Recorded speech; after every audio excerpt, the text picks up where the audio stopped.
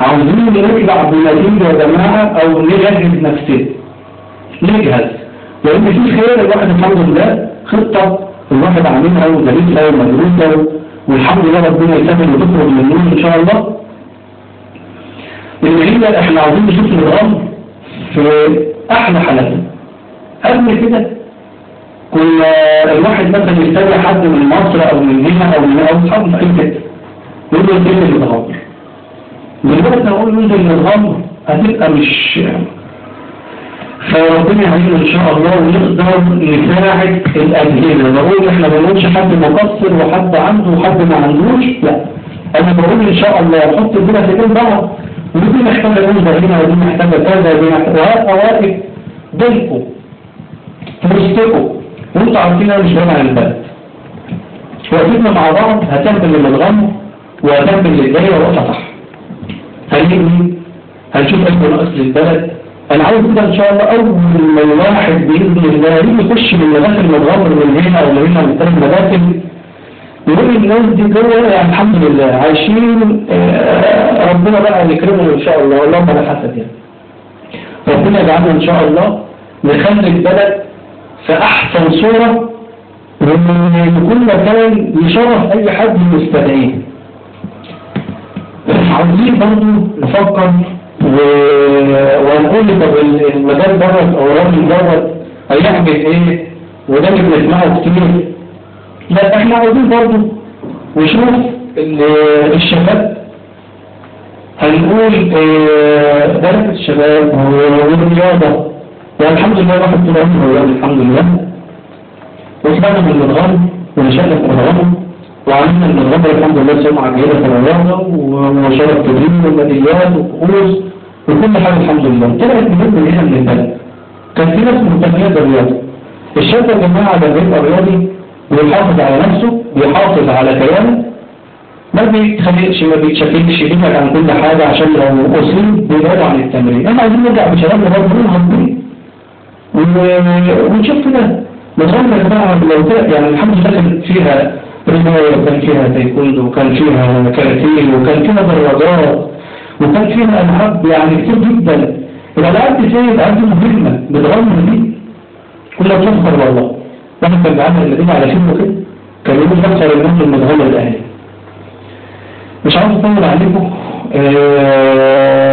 بنبدأ برضه بنقول الحمد لله عامل دي برضه مخصوص عشان أقول لكم كل سنة وانتم طيبين بمناسبة رمضان. حبيت إن أنا أكون في وسطكم في كل بيت بالتعاون. أنا عاوز إن شاء الله لما أكون موجود مثلا في نادي في كافيه في قهوة، الناس عاوزين يتعاونوا مع بعض. يعني ما يسيبوش إن مثلا شباب في مكان وهم يكونوا في سكة تانية، مع إن الحمد لله إن شاء الله مش هم واحد. الناس عاوزين مستقبلين والناس علينا وتعبانين والناس حاسس بيهم والله. وهم الحاسس بيهم إن تسأل بقى تفاصيل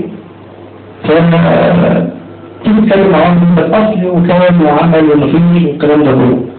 لا، احنا بنقول اسألوا واشغلوا على نفسكم وانزلوا المناطق اللي الواحد بيتواجد فيها، المكان اللي الواحد نشأ فيه، اسألوا عن الأصل عن العيلة، الراجل ده عامل ايه، تعاملوا مع الناس ازاي، تعاملوا في الماديات ازاي. الحمد لله بفضل الله الواحد ما بيبصش لحته المادة الحمد لله. انتوا تعرفوا الكلام ده لما هتشوفوا وتسألوا الناس اللي هو فعلا مخلصة. بالنسبة للمرة إن شاء الله عشان برضه نكون برضه واضحين وهنكون مع بعض من الأول للآخر في هذا الكلام. احنا نسمع اللي بيقولوا مثلا في شغل للشباب وفي عمل للشباب والكلام ده كله. احنا عشان المصداقية وبقولها عشان برضه نحصل بعض بإذن الله. بالنسبة لأي فرص عمل للشباب تكون 20 تكون 30 تكون زي ما تكون إن شاء الله هنعمل عليها في المتغمر أو تبع الدولة هنعمل عليها تحت. وإن شاء الله رب طفل صغير كده يطلع قدام الناس كلها ويشيل ويبقى صاحب النصيب اللي يكون إن شاء الله الفرصة. التعاون حلو. أنا من المكان دوت ومن ضمن الكاميرا دي بنقول عاوزين نتعاون. مفيش حد بعيد عن التاني، لا تاجر ولا عامل ولا دكتور ولا محامي ولا صاحب مهنة. كلنا بنقول عاوزين نربط بالبلد، ونحمد ربنا سبحانه وتعالى ان في واحد طلع مننا الناس بتحبه.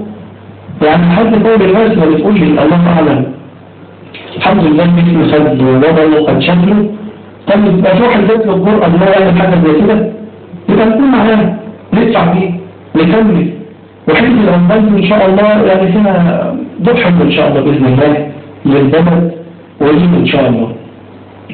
مش عايزين نتكلم كتير حتى في حزب عمال وفئات والناس كلها أضرب بالكلام ده. أنا عاوز أحفز الناس بس على حاجة معينة إن إحنا نجهز من دلوقتي حتى لو كان في وقت. الوقت في صالحنا مش ضدنا. نتقابل نتعرف على بعض نشوف آراء بعض.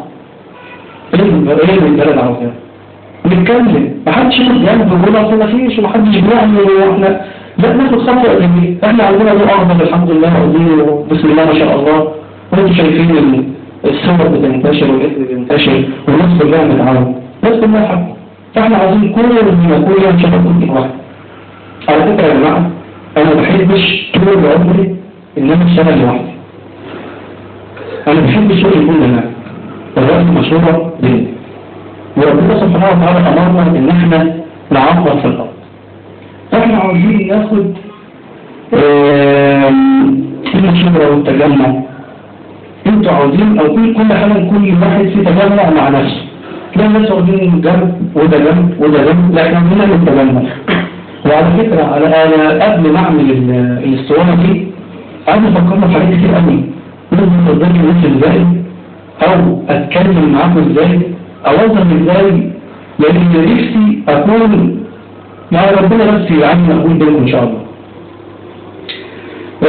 خدنا رأي جماعة تجار الحمد لله من المدران، الناس اللي بتحب المدران وناس دكاترة وناس محاميين وأصحاب مهن، وقررنا إن احنا نظهر بصورة جماعية عشان نحسس إن البلد برضه من المبدأ من المنشأ إن احنا جماعة مع بعضنا.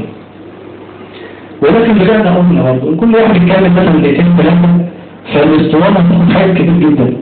هتاخد مثلا تعدي ساعة أو تعدي ساعة ونص أو ساعتين، وعشان برضه الناس بتبقى ما تنجمش، فقلنا نكتفي إن شاء الله بليلة كل تاني.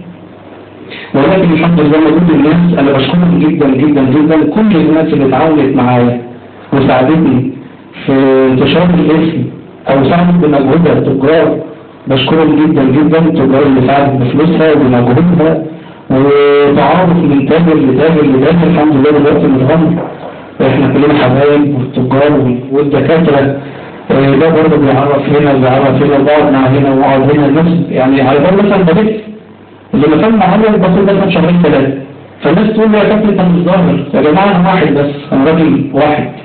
فعلى بال برضه هنا وليد في الثاني فبيحب الامر ده كله. لكن انا مش بعيد عنكم، انا هنا في وسطكم، بيتي هنا ولادي هنا زوجتي هنا، حياتي كلها هنا، اخواتي هنا. مع الحمد لله رغم ان احنا بنسافر مصر في كان في الرياضه او كان المطار كشغل طيران، فلكن متواجد الحمد لله. انا بنزل بالطياره بجيب العربيه ولا عليها، اصحابي هنا وحاجتي هنا وما فرحنا كلنا هنا ان شاء الله واحد الحمد لله. عاوز برضه حاجه منكم، ما تسيبونيش لوحدي.